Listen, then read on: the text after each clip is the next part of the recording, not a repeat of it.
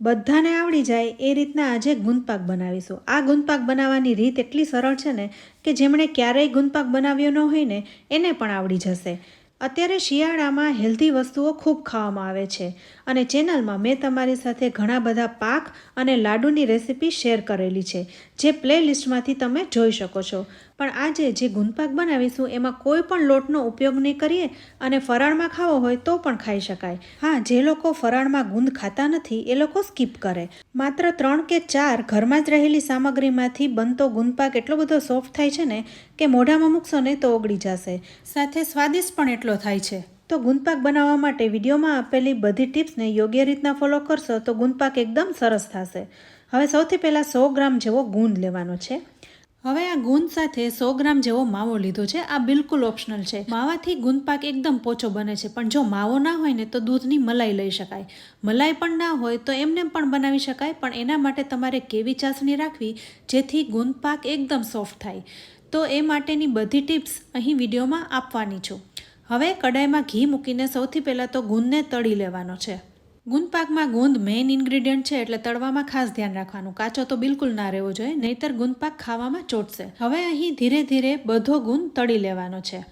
ગુંદ વધારે ઘી પી જાય છે એટલે જેટલો ગુંદ લીધો છે એનું અડધું ઘી જોઈશે. 100 ગ્રામ ગુંદ લીધો છે તો 50 ગ્રામ જેવું ઘી જોઈ જશે. એટલે અહીં મેં તળેલા ગુંદનું વજન કર્યું ને તો 150 ગ્રામ જેવો ગુંદ થયો છે. હવે આ ગુંદપાકમાં ટોપરાનો ઉપયોગ કરવાનો છે. તો ટોપરાના વાટકા લઈ લીધા છે અને જેટલો તળેલો ગુંદ દેખાય છે એટલું જ ટોપરું લેવાનું છે. તો અહીંયા મેં ટોપરાનો એક વાટકો લઈ લીધો છે. આ વાટકાને બદલે તમારે ડેસિકેટેડ કોકોનટ લેવું હોય એટલે કે ટોપરાનું ખમણ લેવું હોય તો પણ લઈ શકાય, પણ આ વધારે મીઠું લાગે છે. તો આ ટોપરાની જે છાલ છે એને હું પિલરથી ઉખેડવાની કોશિશ કરીશ, પણ બહુ જ હાર્ડ હોવાથી એને ઉખેડી નહીં શકાય. પણ આવી રીતના બહારની બાજુથી ચીઝની ખમણી ઉપર તમે થોડું ઘણું ઘસી લેશો ને એટલે છાલ ઉખડતી જશે. તો ટોપરાના વાટકાને ચારે બાજુથી ફેરવતા ફેરવતા ખમણીમાં ઘસી લઈશું એટલે 80% જેવી છાલ નીકળી જશે. ટોપરાની છાલ રાખવાથી ગુંદપાકમાં થોડી કાળાશ આવી જતી હોય છે એટલે એકદમ વ્હાઈટ થાય એના માટે હું છાલને કાઢી રહી છું, પણ તમારે છાલ રાખવી હોય તો રાખી શકાય. થોડીવાર ખમણીમાં ઘસ્યા પછી તમે જોઈ શકો છો ટોપરાની 80% જેવી છાલ નીકળી ગઈ છે. હવે ટોપરાને ખમણી લેવાનું છે. આ થોડું મહેનતનું કામ છે કારણ કે ટોપરાના નાના ટુકડા કરીને મિક્સરમાં ફેરવવા જઈશું તો ટોપરાનું તેલ બહાર નીકળી જશે. એટલે જો તમે ટોપરાને આવી રીતના ખમણશો ને તો ખમણ એકદમ છૂટું છૂટું થશે અને તેલ પણ બહાર નહીં નીકળે અને સાથે એક જ સરખું ટેક્સચર થશે. પણ જો તમારે આ મહેનતનું કામ નથી કરવું તો તમે મેં પહેલાં કીધું એમ ડેસિકેટેડ કોકોનટ એટલે નારિયેળનું ખમણ પણ લઈ શકો છો. આ ખમણ ઝીણી ખમણીથી જ કરવાનું એટલે ટેક્સચર પણ સરસ રહે અને તેલ પણ બહાર ન નીકળે. તો બધું ખમણ તૈયાર થઈ ગયું છે. હવે અહીં ગુંદ તળીને રાખ્યો હતો એનું વજન 150 ગ્રામ જેવું છે. તો બાઉલમાં તમે એની ક્વોન્ટિટી જોઈ શકો છો. સાથે ખમણતા ટોપરાની ક્વોન્ટિટી પણ ગુંદ જેટલી જ થઈ છે. તો ટોપરું અને ગુંદ સરખે ભાગે લીધું છે. અહીંયા એવું નથી કે બંને સરખે ભાગે જ લેવાનું.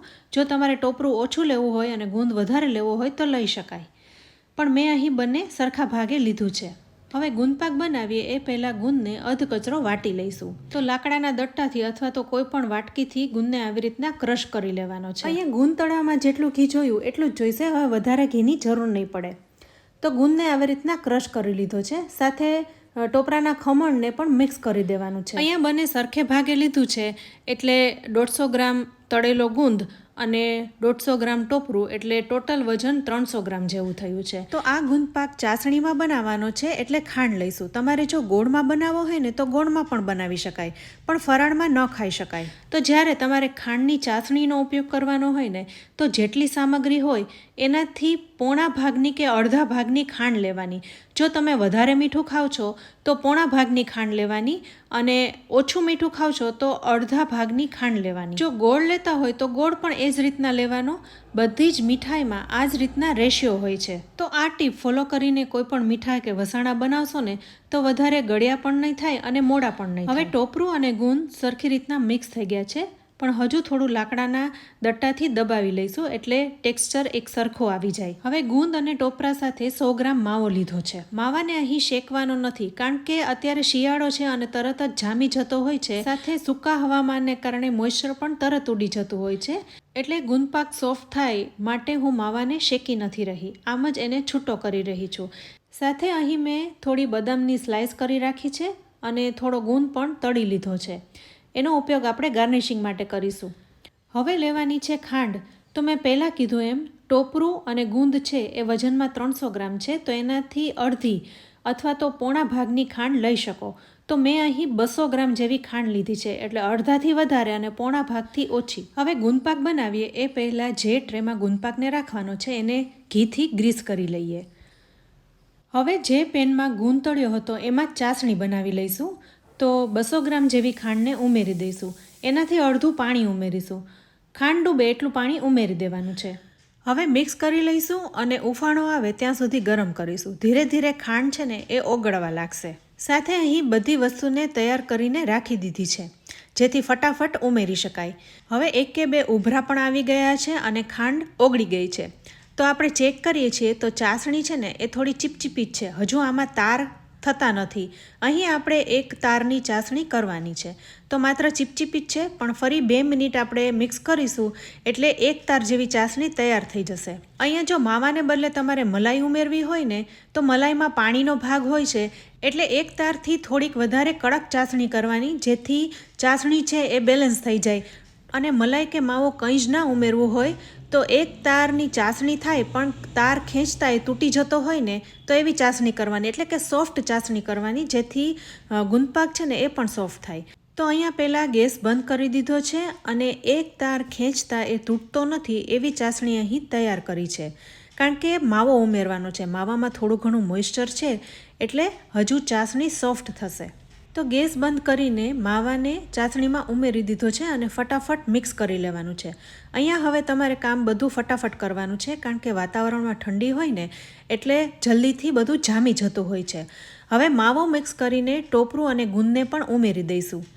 હવે આ ટોપરું અને ગુંદ ઉમેરશું ને એટલે ચાસણી એકદમ ઠરવા લાગશે, એટલે બધું જ ફટાફટ મિક્સ કરીને ટ્રેમાં લઈ લેવાનું છે. ઘણા લોકો પહેલી વાર જ બનાવતા હોય ને તો એમને એવું થાય કે આ બધું મિક્સ કરતાં જ ગુંદપાક કડાઈમાં જ જામી જતો હોય છે, અથવા તો કડક થઈ જતો હોય છે અને છૂટો પડી જતો હોય છે. પણ જો એવું તમારે થાય ને તો 1 કે 2 ચમચી જેવું પાણી અથવા તો દૂધ ઉમેરી દેવું, જેથી ભૂલથી ચાસણી કડક થઈ ગઈ હોય ને તો એ ઢીલી થઈ જાય, જેથી ગુંદપાક છે ને એ પણ સોફ્ટ બને.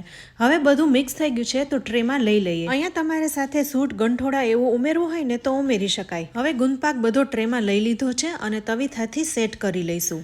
હવે 15થી 20 મિનિટમાં જ ગુંદપાક જામી જશે, પછી કટ લગાવીશું. અહીંયા હજુ પણ તમને એવું લાગે કે ગુંદપાક એકદમ કડક થઈ ગયો છે અને તરત જ જામી જાય ને તો ફરી ટ્રેમાંથી ગુંદપાકને બહાર કાઢી અને કડાઈમાં લઈને 1 કે 2 ચમચી જેવું પાણી કે દૂધ ઉમેરીને ફરી મિક્સ કરીને ટ્રેમાં ઠારી લેશો ને તો ગુંદપાક સોફ્ટ થશે. ને અત્યારે શિયાળો છે, ઠંડી વધારે છે, એટલે ફટાફટ જામી પણ જશે. આવી રીતના ગુંદપાક શું તમે કોઈ પણ મીઠાઈને સોફ્ટ બનાવી શકો છો. તો આ ટિપ્સ તમારે ખાસ યાદ રાખવાની. હવે ગુંદપાકને ગુંદ અને બદામની સ્લાઇસથી ગાર્નિશ કરી લઈએ. થોડી ખસખસ પણ ઉમેરીશું, એનાથી દેખાવ એકદમ સરસ લાગશે. તો ફાઇનલી અહીં ગુંદપાક તૈયાર થઈ ગયો છે. હવે આને 15 મિનિટ માટે આમ જ રાખી દઈશું એટલે સરસ જામી જાય.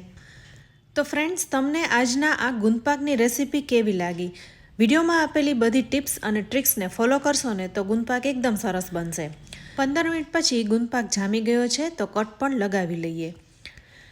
આ રીતે બનાવેલો ગુંદપાક ખાવામાં એકદમ સોફ્ટ લાગે છે અને મોઢામાં મૂકશો ને તો ઓગળી જશે. તો ફ્રેન્ડ્સ, તમને આજના આ ગુંદપાકની રેસીપી કેવી લાગી? તમે પણ આ રીતના બનાવજો અને તમને કેવો લાગ્યો એનો ફીડબેક અમને કમેન્ટ બોક્સમાં જરૂરથી આપજો. રેસીપી સારી લાગે ને તો વિડીયોને લાઇક અને શેર કરજો. અમારી ચેનલને સબસ્ક્રાઈબ કરી અમારા ફેસબુક પેજ અને ઇન્સ્ટાગ્રામ પેજને ફોલો કરી લેજો. તો ફરી મળીશું એક આવી જ ઉપયોગી રેસીપી સાથે. ત્યાં સુધી આવજો.